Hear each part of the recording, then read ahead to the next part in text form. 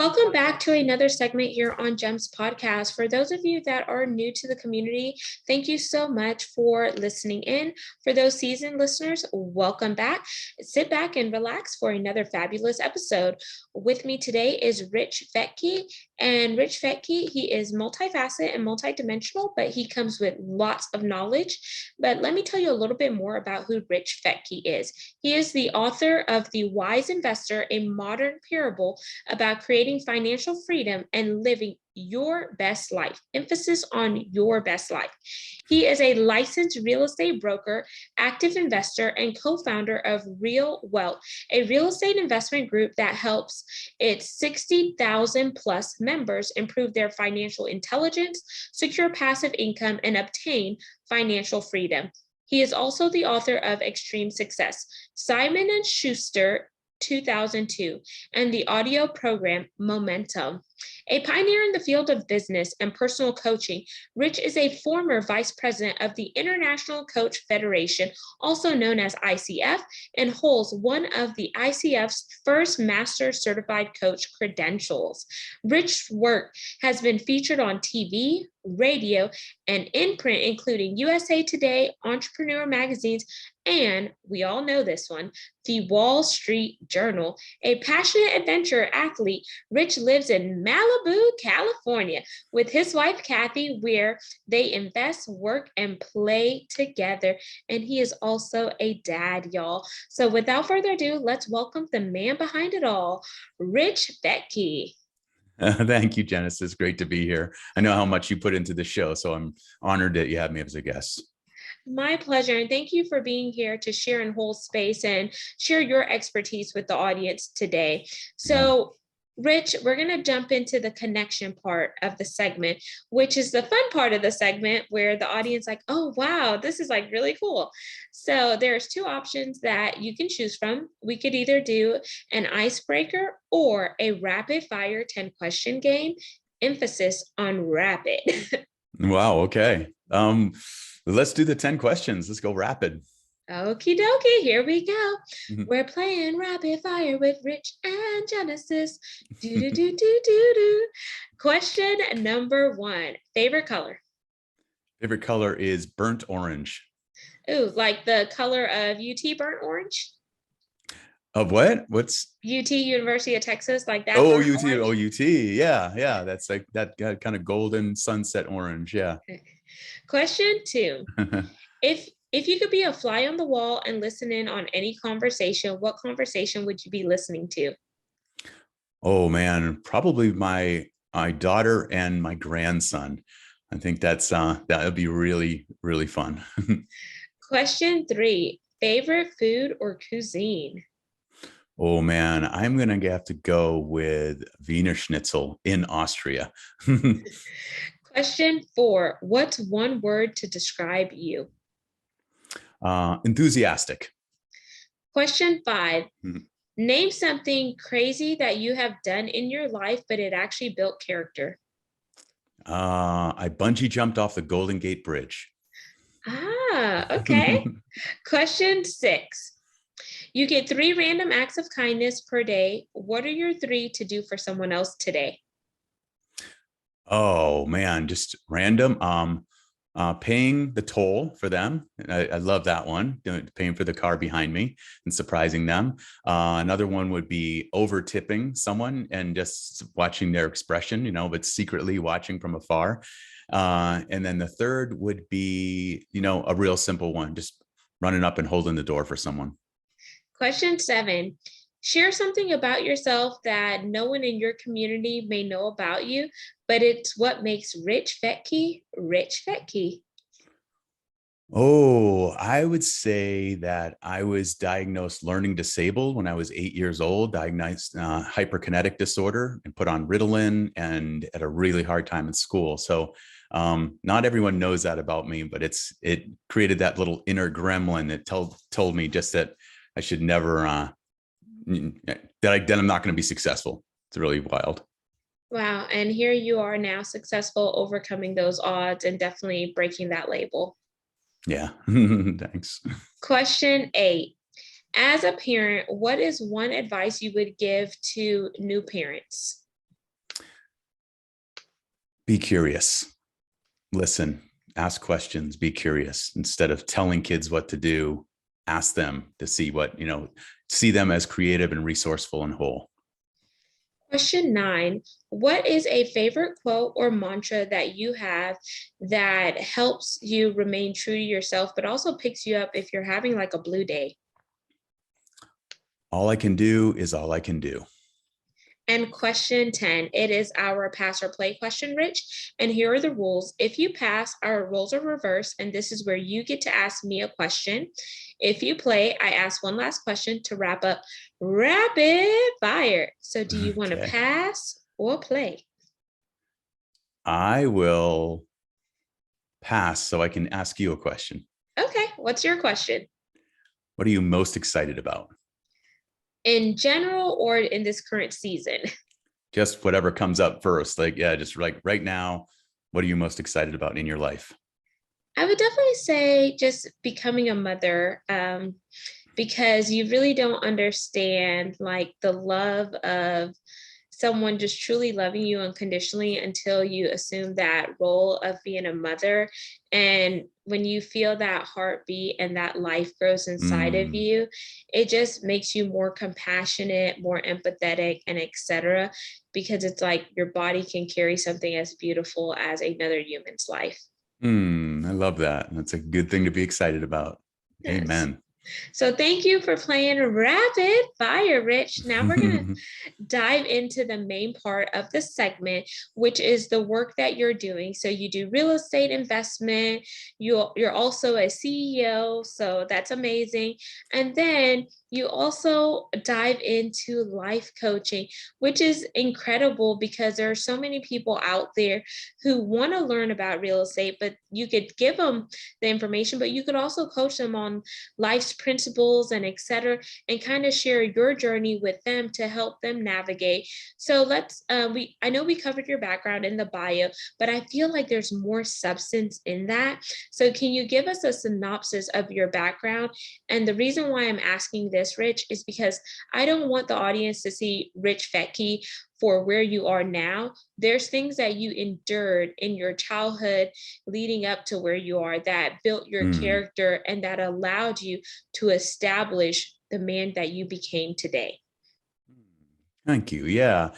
Well, going back to what I had shared earlier, that diagnosis as being learning disabled and putting the kids in the classes that other kids would say like, hey, Fetke, it's time to go to the retard class, and tease me and harass me and all that stuff. So I had that inner voice that said I wouldn't be successful. And I was lousy in school. I didn't even graduate with my high school class. I had to go back to summer school. And so I had this inner gremlin that was constantly telling me that I'd never amount to anything. And then I discovered weightlifting, and I started to realize that I could have discipline and build and strengthen my discipline and set goals for how much I wanted to weigh, how much I wanted to lift.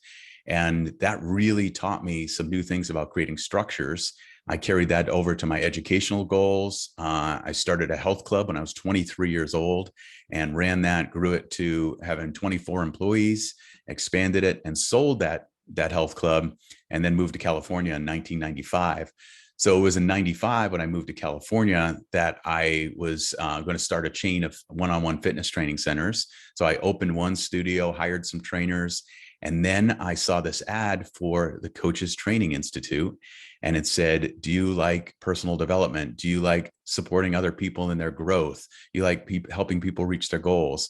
And I'm like, yes, this looks great. And so I signed up for that course. And that was back in 1995 when you told someone you were a coach back then, they would say, what sport? It's like, it was not out there much. And so got involved early in that coaching profession, served on the board of the International Coach Federation, and eventually was elected vice president. And all that just led to me growing that coaching practice, landing that book deal with Simon & Schuster, giving keynote speeches. So completely turned from that guy that, that inner gremlin said, you're never going to amount to anything. All of a sudden I'm like, wait a minute, I am amounting to something. Yeah, I got this. So that was my big foray into coaching. And then I was a coach for 15 years, coaching clients, everything from CEOs to entrepreneurs, salespeople. and really learn the power of coaching and how to ask powerful questions and how to really draw out the expertise of people and help them get aligned and stay on track. So yeah, it's carried over definitely into our business today, no doubt, the coaching skills. That's amazing. And the reason why I think it's so important that you dive deep with someone on their background is because you may see them one way, but what good is looking at the cover of the book if you're never going to go inside and grab the content I and like that. apply it? And I feel like so many times, so many people are out here just making assumptions and judgments based on a person's success, but they never ask them, hey, tell me about those challenges or those failures that you've overcome that to allowed you to catapult yourself or be a catalyst to where you are now. So I'm so glad that you shut out that inner gremlin and that propelled you into the work that you did. And now you're able to help other people. So whenever you think about applying the life coaching aspects that you learn with the real estate investment, what are some of the similarities within that space? Because I'm sure there's business acumen that you need to use, there's rapport building, also asking for questions, especially if you may not know everything about real estate, you have to Right. ask those valuable questions in order to help yourself gain that knowledge and level up. Yeah, we definitely carried over to Real Wealth. So at Real Wealth, what we do is we help busy professionals acquire investment properties so they can grow their wealth. And that's why we call it Real Wealth, because we see real wealth as more than just money. Money's a big part of it, but it's also the ability to live life on your own terms, to have that freedom of time. So carrying that over, and we send all our investment counselors at Real Wealth through the Coaches Training Institute's first course, which is the academy where my wife and I both got certified from. But we put our investment counselors through that first course because there's so much exercise and so much power in learning how to find out what someone really wants. So when they sit down with one of our members, they're really able to ask those questions about where do they see themselves in the future? What's your vision? What holds you back? Tell me your backstory, just like you said, because I've coached so many people, hundreds of people over the years, now probably thousands.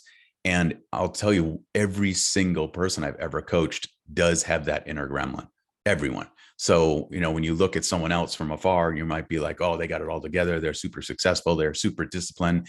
They have their own gremlins. I think it's an important thing for us to realize. And I like that you guys are focused on a holistic approach because whenever you think about wealth, it isn't just about money. That's, Right. Mentally, physically, spiritually, and emotionally, in my opinion. And that's what allows you to acquire wealth. Because once you're tapping into all those areas, you're going to have that longevity, you're going to have that sustainability. You're also going to have a crystal clear focus on your why, which is going to navigate you to really follow that passion and that mission that you have for yourself, which is going to bring in that wealth, in my opinion. Would you agree or disagree with that sentiment, Rich? I agree 100%. And I think that, what I've seen is wealthy people think differently than poor people. And when I say poor, I'm not just talking about money. It's like, I live in Malibu. There's a lot of money here, but some people here are so poor that all they have is money, right? It's like they have a lot of money, but they're not happy with life. They're not being their best self. They're not living their best life. And there's a lot of people here who are financially successful and are living great lives and making a difference. But I can really see that with the people I've coached and the people at Real Wealth and the members we've helped. It's the people with a wealth mindset in the sense of it is holistic. It's about taking care of your health and your relationships. It's the ability to do what you want with the people you want to be with. Like I said, living life on your own terms. And so it's a lot of times it's your perspective and how you look at the world, and coming from that abundance mindset of like, you're here to give back. I know that wealthy people put much more of a focus on education instead of entertainment.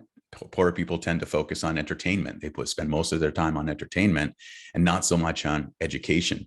So the truly wealthy people that I've met and the people I've seen become successful in all areas of their life, they're the ones who are about continuously improving themselves, continuously getting better, growing, learning, and they just seek it. So I think that's a huge part of the wealth equation. Absolutely. And as Les Brown says, you've got to be hungry. When you're hungry Hmm. and you're constantly looking out, how can you develop yourself personally? How can you develop yourself professionally? And you're Yeah. seeking out all of that knowledge. You're perfecting your craft, which leads me into your book. Because you wrote a book about this, the book that just came out, and I'm Hmm. sure you're putting a lot of these principles in that book so you could help somebody level up in their area, whether it's that real estate investment that they want to get into to not just generate wealth, but just what does that wealth look like, generationally? Are you going to be able to pass that down? Is it Right. part of your legacy? Is it part of your foundation? How can you apply some coaching principles that you can use in all areas of your life just to make sure that you have those synergies, that mind, body, and soul or spirit experience, and etc. So can you hold up that book and talk about what was the Sure. inspiration behind that book? Yeah. So it's called The Wise Investor. And I wrote it as a parable, a modern parable. So it's a story. And my first book was a nonfiction self-help book called Extreme Success. It was very much, straightforward nonfiction with 7 steps and all that. But this book, it was actually my coach. Every other week, I meet with my coach, and he's just an amazing coach. He holds up the mirror for me. He draws out those important questions. But he had read my first book, and he said, "So when's your next book going to come out?" I'm like, I wrote my book. I'm done. It was 20 years ago. But he kept kind of nudging me over the years. And then we started to apply story branding to our company, which is Don Miller. He wrote a book called Building a Story Brand, and it's all about applying the hero's journey to your business. So how you tell your story in it, and it's where the customer is the hero in the hero's journey, but you as the business owner or business, you're the guide. So you're just there to help and support and give them a plan of action and to encourage the hero to move along. So I got really into this whole hero's journey thing that Joseph Campbell came up with so many years ago.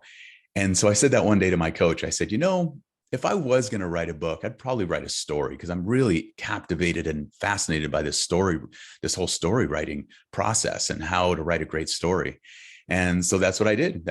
He heard that and he said, "Okay, what's your next step?" And so I completed it. It took me about a year and a half. And so basically, it's a story that it tells the story of this guy's name. His name is Ryan Brooks, and he's a hardworking family man.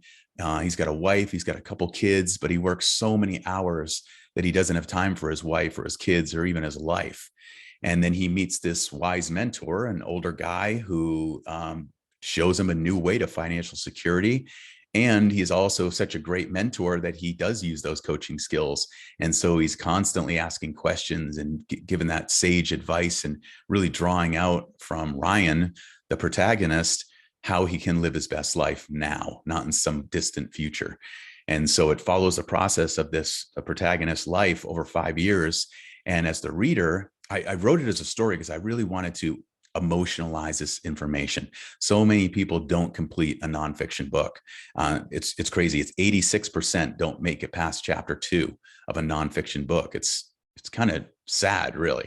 So I wanted to write a story that would be captivating, that would draw the reader in, where they got engaged, they understand, they know the characters, and they would finish it. And in that story is almost like taking Rich Dad, Poor Dad, and The Richest Man of Babylon, and The Alchemist, and kind of all weaving it into one story. Yeah, so you're into the story, and then by the end, you get all these same lessons about how to grow your wealth, how to create financial freedom, how to get in better shape, how to be better in your relationship, how to be a better parent. So all those I kind of wove through.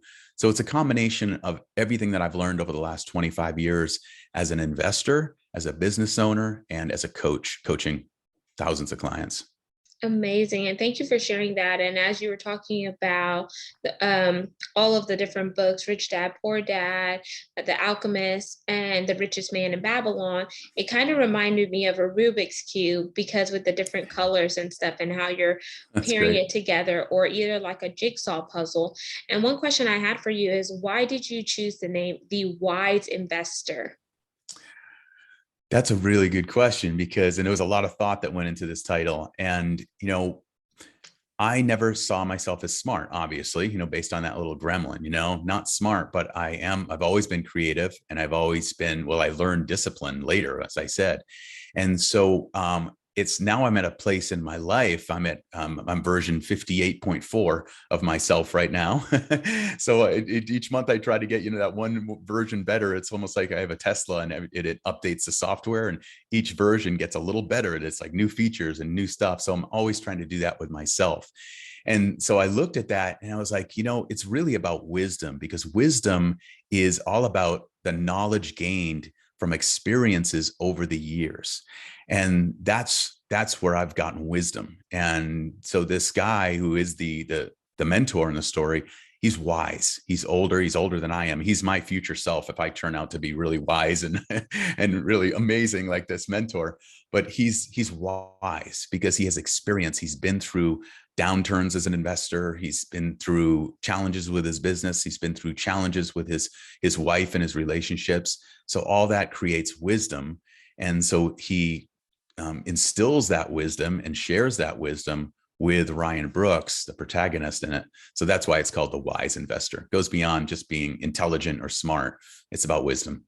Amazing. And thank you for sharing that, because I feel like we all grab wisdom from various areas of our lives, from, trials, from mistakes, from other people who have shared their stories with us. We can apply wisdom, There's so many avenues. So the last question before we jump into the CTA and wind down is, what are some tips that you would give the audience for anyone looking to, tap into that passive income or look into investing? And I'm talking about smart investments, because there's a lot of things people invest in, but they're not necessarily smart, and it doesn't give them that ROI, that return on investment. So from your perspective, and being a subject matter expert with, numerous years in the game, what are 3 to 5 tips that you want to leave the audience with?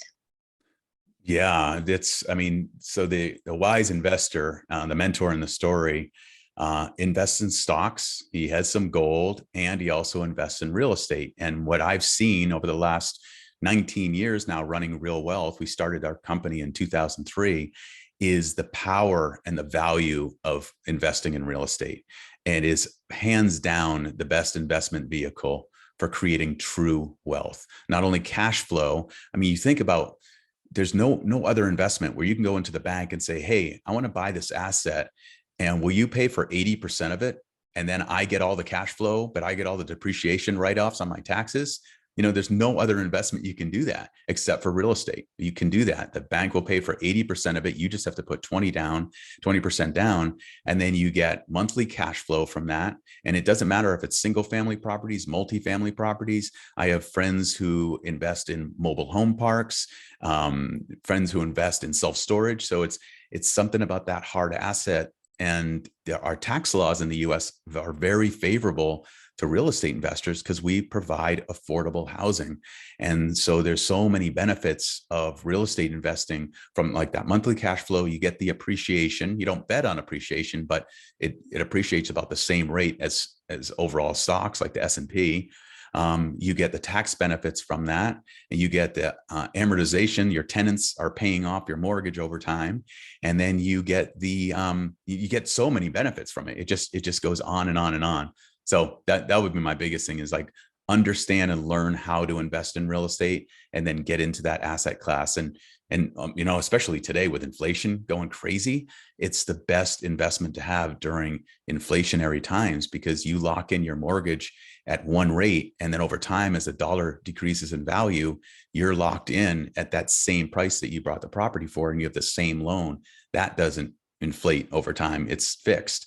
And so as the dollar decreases, it becomes more valuable to you. Amazing. And thank you for sharing that. And you did give them different real estate vehicles, from residential, commercial, and et cetera, is what it sounds like. And I'll also add, for those of you out there listening, another real estate, if you don't necessarily want to do everything yourself, there are turnkey providers out there, or there's one of my other guests shared, there's a way where you could crowdfund or crowdsource in order to get into real estate if you don't necessarily have all the capital up front. But I always encourage you to do your due diligence and your research. That is my disclaimer to you, just so you know enough about the subject before you dive in and then you lose some money and then you blame that person because you failed to do your own research and due diligence. So well said. Rich, we're going to jump into the CTA, which is the call to action. What is your call to action for the audience? If you have a challenge, share that. If not, plug your website and where you primarily hang out on social media. Sure. I mean, I think I'm the only Rich Fetke in the world. So just on social media, it's just Rich, Fettke. So Rich Fetke on social. Our company and our website is really simple. It's just realwealth.com. And just like you said, turnkey providers, we have property teams around the country with investment properties in emerging markets. So that's what we help busy professionals do, is get into these properties so they can create a real estate portfolio that's going to cash flow for them and have all those benefits. And then I guess the last call to action would be to check out The Wise Investor, to buy the book. It's available right now as an ebook on Amazon. And this month it's coming out as the hardcover and also an audiobook. So you can just look up The Wise Investor on Amazon. Amazing. And thank you so much, Rich, for just coming into the community and sharing your knowledge with the audience. Audience, make sure you like, comment, follow, and subscribe. We're on 40+ audio platforms, so there's a space for everyone to listen. You could also see the recording to this video by going to our YouTube channel, which is GEMS, GEMS, with Genesis Amaris Kemp. And my big ask, ASK, is for brand sponsors. It does take resources to continue the mission and movement behind this platform, which is to curate content that is educational, inspirational, and motivational, while I also like to factor in the need for diversity, equity, inclusion, and belonging, because it does take all of us coming together to create that center of excellence or that center of expertise where we can learn and grow, take the knowledge that we get, apply it, and look forward for what we can do to pave a legacy, build a foundation for not just right now, but future generations to come. And if you're about that, you will see that this podcast is currently ranked in the top 2% globally out of 2.8 million podcasts per the KPIs, which are metrics on www.listennotes.com. So if this resonates with you, head on over to my website, genesisamarisKemp.net, to learn more info, or send me a personalized email to genesisamarisKemp@gmail.com. And lastly, but not least, where would I be without my supporters? You know I only think about you. I want to thank each one of you for counting it not rivalry to listen into this show. Because of you, we're able to meet those metrics. Because of you, we're able to, expand and bring on other topics that you want to hear. This is not just Genesis' show, this is our show. So if there's something that you want to hear, learn, or etc., let me know. Feedback is a gift, and that's how I'm going to grow personally and professionally, but you're also going to grow too, because we're linking arms together. So until the next guest, next segment, peace, love, and lots of blessings. Have yourself an amazing day.